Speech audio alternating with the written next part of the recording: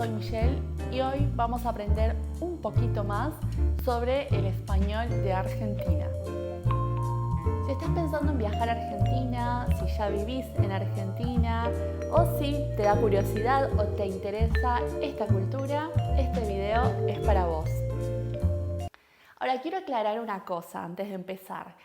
Para venir a Argentina no es necesario hablar como un argentino. Nosotros entendemos naturalmente cualquier dialecto del español, pero pienso que este video te puede ayudar, te puede servir a la hora de entender a la gente de Argentina. En este video me voy a referir al español rioplatense, que es el español que se habla en la mayor parte del centro y del sur de la Argentina.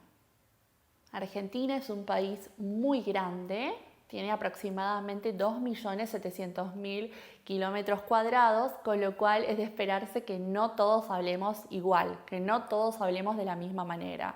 En Argentina hay unos 5 o 6 dialectos del español que se pueden diferenciar fácilmente, ¿no? Como el cuyano, el norteño, el guaranítico, el cordobés, el puntano y bueno, el español rioplatense, que es en el que me voy a enfocar. ¿Por qué voy a hablar solo de este dialecto? Y porque es el que se asocia siempre con Argentina. ¿Por qué? Porque bueno, primero es el dialecto usado en la provincia de Buenos Aires, que es la más poblada del país. Aproximadamente la cuarta parte de la población vive en esa provincia. Además, porque es el dialecto que se suele usar en la industria del entretenimiento, en los medios de comunicación. Entonces es el español que probablemente más se usa, que también es el español que se usa en Uruguay. Sí, te sorprenderá saber o no que es difícil distinguir a un argentino de un uruguayo en cuanto a dialectos se trata. Pero bueno, si te interesa que hable sobre otros dialectos de la Argentina, déjamelo escrito en los comentarios y lo voy a tener en cuenta. Bueno, ahora dicho esto, hechas todas las aclaraciones, vamos a empezar a detallar las características principales del español rioplatense. La primera característica que te va a llamar la atención cuando escuches a un hablante de español rioplatense es este sonido. Ya, ye, shi, yo, yu. Este sonido está presente en palabras como pollo. Nosotros no decimos pollo, sino pollo. Me voy a comer un pollo. No decimos playa, sino playa. ¿Sí? Me encanta ir a la playa. Y presente en palabras como uruguayo. No decimos uruguayo, sino uruguayo. Este sonido se corresponde en la grafía con las letras Y y doble L.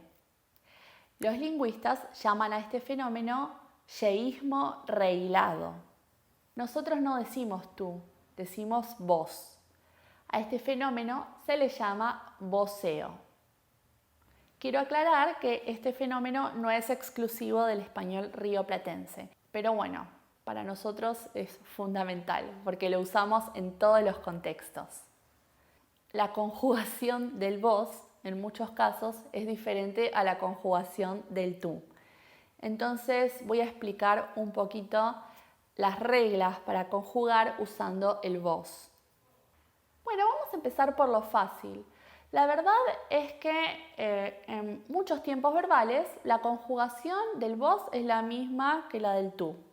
Por ejemplo, en los pretéritos. En otros dialectos dirían tú fuiste mi primer amor.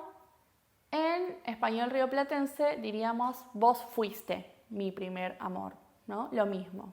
Tú fuiste, vos fuiste. Fíjense que en pretérito imperfecto también. Tú eras mi maestra de inglés, vos eras mi maestra de inglés, ¿sí? Tú eras, vos eras. Lo mismo en el futuro. En otros dialectos dirían tú vas a cocinar pizza, nosotros diríamos vos vas a cocinar pizza. Ellos dirían tú vas a cantar, nosotros diríamos vos vas a cantar. Tú vas a cantar, vos vas a cantar. Lo mismo.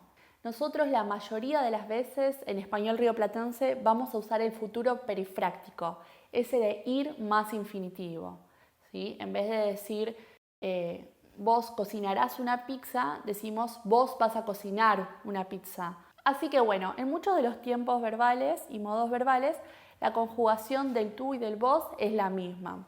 Pero quiero hablar de dos excepciones que sí tenemos que tener muy en cuenta. Una es el presente del indicativo, ¿sí? Que es el que más usamos, así que hay que prestarle atención. Bueno, nosotros no decimos tú hablas, decimos vos hablás. Nosotros no decimos tú juegas, decimos vos jugás. Nosotros no decimos tú estudias, decimos vos estudiás. Entonces, ¿cómo conjugamos los verbos en presente? Les voy a dar una regla muy sencilla que sirve tanto para verbos regulares como para verbos irregulares. Primero partimos de la forma del infinitivo. Por ejemplo, jugar. Eliminamos la R del infinitivo, ponemos la S de segunda persona del singular y acentuamos la última vocal. Entonces queda jugás. Vos jugás. No tú juegas, vos jugás. Vamos con otro verbo irregular, pensar. En otros dialectos dirían tú piensas. Nosotros, para conjugar pensar, tomamos la forma del infinitivo, pensar, eliminamos la R de infinitivo, reemplazamos por la S de segunda persona del singular y acentuamos la última sílaba, la última vocal. Pensás. Vos pensás. Vos pensás mucho en ella. Vos pensás. Y así para todos los verbos, aunque hay alguna excepción. Por ejemplo, el verbo ser, ¿no? El verbo ser es súper irregular, ya lo sabían. Con el vos, el verbo ser va a ser conjugado como sos, ¿sí? Vos sos. Vos sos mi mejor amigo. Vos sos una persona especial. Vos sos lo máximo. Y bueno, para que practiquen un poco de comprensión, les voy a decir qué preguntas les diría un novio o una novia argentina que es inseguro. ¿Vos me querés? ¿Vos me amás? ¿Vos me pensás? ¿Vos me valorás? Y bueno, otro modo que tiene una conjugación diferente con el vos es el modo imperativo. Un modo donde la segunda persona es muy importante porque es el modo para decirle a una persona lo que tiene que hacer. Una madre o un padre argentino no te dirían haz la tarea, te dirían hacé la tarea. No te dirían lava los platos, te dirían lava los platos.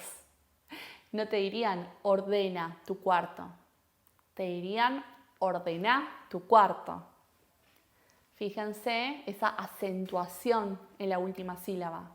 Entonces, ¿cómo hacemos para conjugar los verbos en imperativo en vos? Por ejemplo, si tomamos el verbo cocinar, partimos del verbo en infinitivo, le eliminamos la R de infinitivo y acentuamos la última vocal. Cocinar. Lo mismo con pensar. Eliminamos la R del infinitivo, acentuamos la última vocal. Pensá. ¿Sí? Pensá más, pensá antes de hablar. Mientras que en otros dialectos dirían piensa antes de hablar. Y bueno, un caso especial dentro de este grupo, como cosa rara, es el verbo ir. El imperativo del verbo ir en la mayoría de dialectos del español es ve, ¿no? Ve al supermercado, ve a la escuela, ve a tu casa. Pero en el español rioplatense es andá. Usamos el imperativo del verbo andar, ¿sí? Andá a tu casa, andá al supermercado, andá a hacer ejercicio, andá a estudiar. Y bueno, si pensamos en estos cuadros con mensajes positivos que están tan de moda, en Argentina dirían cosas como amá, soñá, viví, disfrutá. Otra característica que les quería comentar es en realidad un detalle fonético. De hecho, creo que mucha gente que habla español rioplatense no es muy consciente de que hace esto, pero es algo que puede ayudarte mucho a la hora de entender. Y tiene que ver con que aspiramos las eses. ¿Qué quiere decir esto de que aspiramos las eses? Bueno, quiere decir que no las pronunciamos con claridad, que en lugar de pronunciar el sonido de la S, simplemente exhalamos un poco de aire, como si estuviéramos pronunciando una H inglesa, ¿no? Y esto lo hacemos cuando la S está antes de sonidos oclusivos, como el de la P, la T o la K, ¿no? Entonces, por ejemplo, nosotros no decimos aspirina cuando hablamos, decimos aspirina, aspirina, ¿no? No decimos huésped, decimos huésped. Bueno, no tan exagerado, pero huésped, ¿sí? Huésped, no huésped. Otros ejemplos son mosca, no decimos mosca, sino mosca. Pasto, no decimos pasto, sino pasto. O fiesta, no decimos fiesta, decimos fiesta, ¿sí? Un poquito más aspirado. Igual la idea no es que hablen así, no les estoy enseñando a hablar así, sino que simplemente quiero que lo identifiquen para que cuando escuchen a una persona hablando español rioplatense puedan entender lo que está diciendo. El vocabulario suele ser un aspecto bastante importante y rico de cualquier dialecto, y en el caso del español rioplatense no es la excepción. De hecho, nuestro vocabulario especial tiene un nombre, ¿no? Se llama lunfardo. El lunfardo es un vocabulario derivado de las lenguas de la inmigración. Argentina recibió un gran flujo de inmigrantes desde fines del siglo XIX hasta mediados del siglo XX.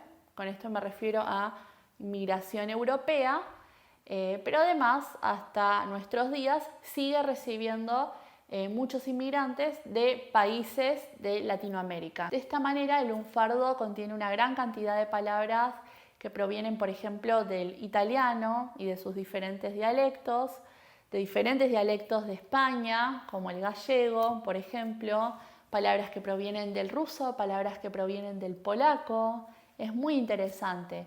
Incluso también recoge palabras de origen indígena, de nuestros pueblos originarios, ¿no? Hay muchas palabras que provienen del mapuche, del guaraní, palabras de países limítrofes, ¿no? Como palabras de Brasil. Entonces, bueno, es un vocabulario con una gran diversidad.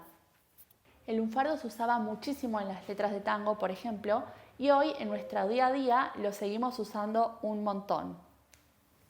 De todos modos, bueno, esto del lunfardo es un tema extenso que da para hablar un montón, así que si te interesa que haga un video sobre el lunfardo, déjamelo en los comentarios. Y bueno, les doy un pequeño ejemplo de una palabra del lunfardo que se usa mucho, que es el verbo laburar. Nosotros a veces, en vez de decir trabajar, decimos laburar, ¿sí? Que viene del italiano lavorare, ¿sí? Es muy común, por ejemplo, un domingo a la noche, escuchar a alguien decir: hoy no quiero ir a laburar mañana, ¿no? Con todo el dolor del mundo. Y bueno, también tenemos la palabra laburo, que viene de laboro. El laburo es el trabajo. Por ejemplo, ¿conseguiste un laburo nuevo? ¡Qué bien! ¿Sí? Un laburo. Muy bien. Y bueno, como bonus voy a explicar dos palabras que se usan muchísimo en el español rioplatense, que son che y boludo.